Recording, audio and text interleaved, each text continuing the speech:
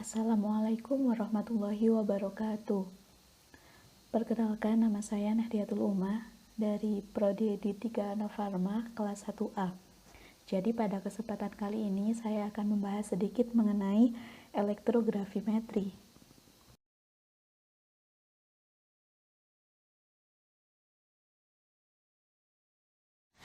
Namun sebelum kita masuk ke pembahasan mengenai elektrografimetri, berikut saya sampaikan pokok bahasan yang akan kita bahas selanjutnya, yaitu yang pertama ada pengertian mengenai elektrografimetri, yang kedua ada prinsip kerja elektrografimetri, kemudian yang ketiga ada hukum yang mendasari elektrografimetri, yang keempat ada tipe mode elektrografimetri, yang kelima ada aplikasi elektrografimetri, dan nanti pada kesempatan terakhir nanti saya akan membahas sedikit mengenai analisis secara elektrografimetri menentukan CU.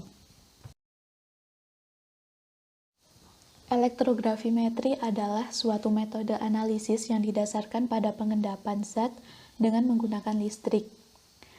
Atau bisa jadi elektrografimetri dapat diartikan sebagai suatu metode penentuan kadar ion atau unsur berdasarkan hasil penimbangan berat zat yang mengendap pada salah satu elektroda pada reaksi elektrolisis terhadap larutan cuplikan, atau metode yang menggunakan pemisahan dan pengukuran ion dari sampel.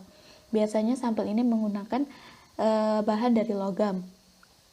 Dalam proses ini, sampel larutan dilakukan melalui elektrolisis, di mana reduksi elektrokimia menyebabkan pengendapan pada katoda. Hasil pada katoda ditimbang sebelum dan setelah percobaan, dan perbedaan dapat digunakan dengan menghitung persentase dari sampel dalam larutan. Pada reaksi elektrolisis ini, energi listrik akan diubah menjadi reaksi kimia. Reaksi yang terjadi pada elektrolisis bergantung pada sumber arus arah, jenis elektroda, dan larutan elektrolit.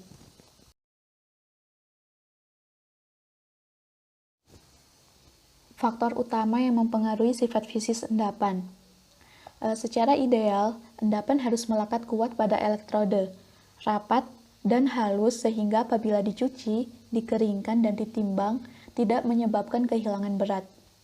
Endapan yang terbentuk haruslah berbutir halus, seragam, dan nampak seperti logam. Apabila endapan berbentuk serbuk dan gumpalan yang tidak melekat baik pada elektrode, maka mempunyai kemurnian yang kurang. Berikut ada beberapa faktor yang dapat mempengaruhi sifat fisis endapan. Yang pertama ada rapat arus, temperatur, ada atau tidaknya zat pengompleks, dan pengendapan bersama hidrogen yang dapat merapuhkan dan tidak menguntungkan. Pembentukan gas hidrogen dapat dicegah dengan penambahan suatu depolarisasi katoda. Juga besarnya rapat arus yang baik sehingga diperoleh endapan yang sempurna.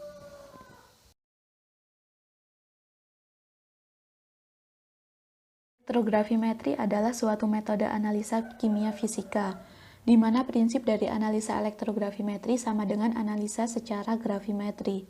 Hanya saja, di sini ada elektrografimetri zat yang akan ditentukan akan mengendap atau menempel pada elektroda selama proses elektrolisa. Logam yang akan ditentukan di dalam larutan harus berbentuk kation, di mana kation ini akan berpindah ke katoda selama elektrolisa dan menempel sebagai logam bebas. Dan ada juga beberapa logam yang mengendap di anoda selama proses elektrolisa. Syarat-syarat yang harus dipenuhi untuk analisa secara elektrografimetri adalah: yang pertama, ion logam dengan elektrolisa akan mengendap pada katoda. Yang kedua, efisiensi elektrolisa tidak perlu 100%, tetapi efisiensi pengendapan harus 100%.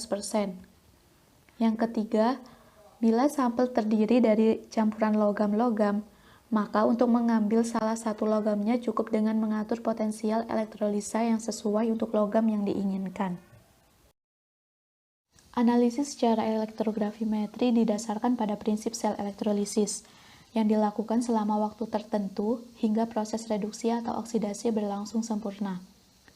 Proses ini menghasilkan suatu produk tunggal dengan komposisi tertentu. Produk yang diendapkan pada suatu elektroda ditimbang sebagai deposit.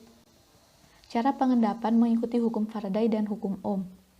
Hukum Faraday menyatakan, yang pertama, jumlah zat yang dihasilkan pada suatu elektroda proporsional dengan kuantitas kelistrikan yang melewati larutan.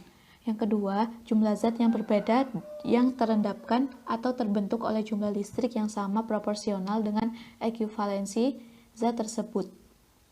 Sedangkan hukum Ohm menyatakan hubungan antara tiga besaran arus, daya dorong listrik, dan tahanan, bahwa arus I yang mengalir berbanding lurus dengan daya dorong listrik E dan berbanding terbalik dengan tahanan R.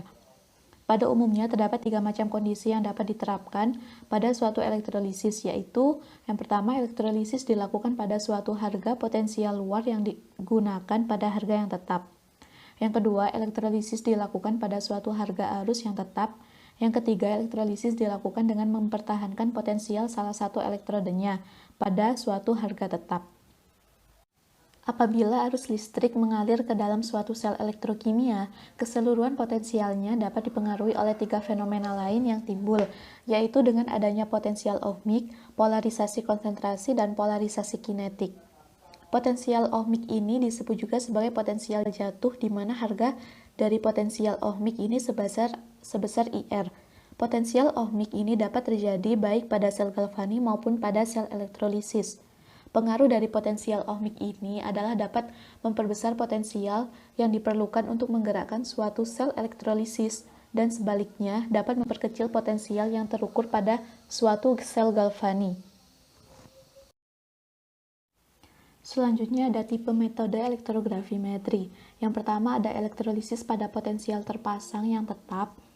Kemudian yang kedua ada elektrolisis pada arus tetap. Dan yang terakhir ada elektrolisis dengan potensial katoda tetap. Hukum yang mendasari analisis sistem elektrografimetri. Hukum yang mendasari sistem ini ada dua. Yang pertama ada hukum Faraday dan yang kedua ada hukum Ohm. Hukum Faraday menyatakan bahwa banyaknya zat yang diendapkan pada elektroda selama elektrolisis berlangsung sebanding dengan jumlah arus listrik yang mengalir melalui larutan tersebut. Hukum Faraday dapat dirumuskan dengan W sama dengan E kali I kali T per F. Dengan W massa zat yang diendapkan, dengan E yaitu massa ekuivalen, dan I adalah arus, dan T adalah waktu, dan F yaitu tetapan Faraday. Dan yang kedua ada hukum Ohm. Hukum Ohm menyatakan kuat arus yang mengalir melalui suatu penghantar berbanding terbalik dengan tahanan dan berbanding lurus dengan tegangan. Hukum Ohm dirumuskan dengan I sama dengan E per R, di mana I adalah arus, dengan E yaitu tegangan, dan R adalah tahanan. Jadi, kesimpulan dari hukum di atas adalah elektrolisis bergantung pada I dan elektrolisis bergantung pada E atau potensial. Aplikasi elektrografimetri. Penerapan elektrografimetri dapat dilakukan dalam penentuan logam-logam seperti perak atau tembaga, di mana unsur-unsur lain kurang mudah direduksi dibanding H+. Misalnya dalam penentuan kadar tembaga. Dalam penentuan kadar tembaga, tembaga ini dilarutkan dalam usam nitrat. Katoda yang digunakan yaitu kasa platinum yang telah dibersihkan dalam asam nitrat, dibilas, dikeringkan dalam oven, dan ditimbang. Kemudian dicelupkan dalam larutan dan dibuat hubungan listrik dengan menggunakan sejenis jepitan. Penambahan nitrat sangat penting untuk menstabilkan katoda agar tidak menjadi sangat negatif. Senyawa ini disebut depolarizer atau penyangga potensial senyawa lain.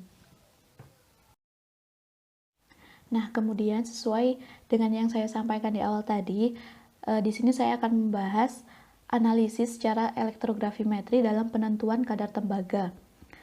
Untuk menentukan kadar tembaga dengan menggunakan metode elektrografimetri dapat dilakukan dengan menggunakan alat dan bahan sebagai berikut.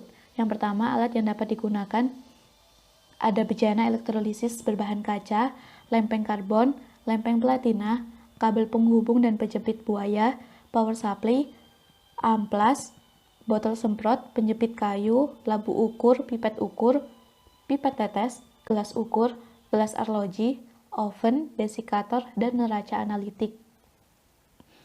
Dan selanjutnya ada bahan yang dapat digunakan, yaitu ada CuSO4, H2SO4, HNO3, aseton, dan etanol.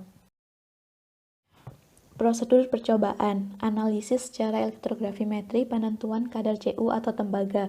Yang pertama yaitu lempeng plat platina digosok dengan amplas lalu dibilas dengan HNO3. Plat platina ini digunakan sebagai elektroda indikator untuk membangkitkan kecenderungan sistem dalam mengambil atau melepaskan elektron, sedangkan platina ini tidak ikut bereaksi. Penggunaan HNO3 digunakan sebagai depolyzer atau larutan buffer potensial untuk mencegah reduksi H+ dari H2O. Yang selanjutnya yang kedua, lempeng elektroda dibilas dengan etanol dan aseton. Yang ketiga, dikeringkan dalam oven diletakkan di atas gelas arloji. Kemudian didinginkan dalam desikator, ditimbang hingga diperoleh massa konstan.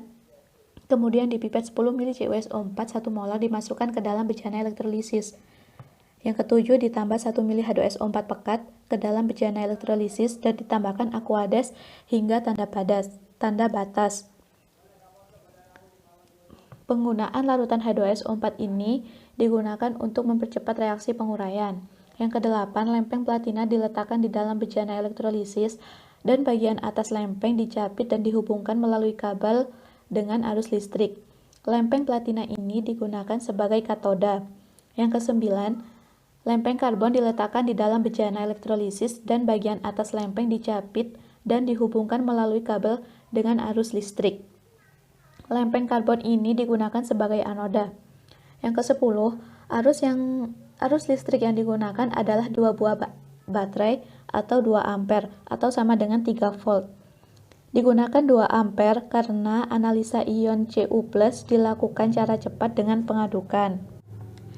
Yang ke-11, elektrolisis dilakukan selama 20 menit.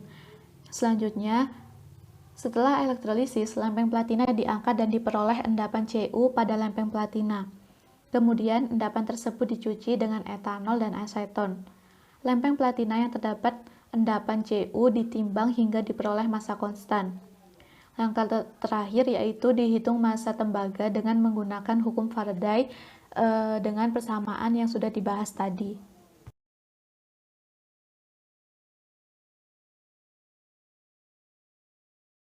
Nah, sekian yang dapat saya sampaikan mengenai materi elektrografimetri.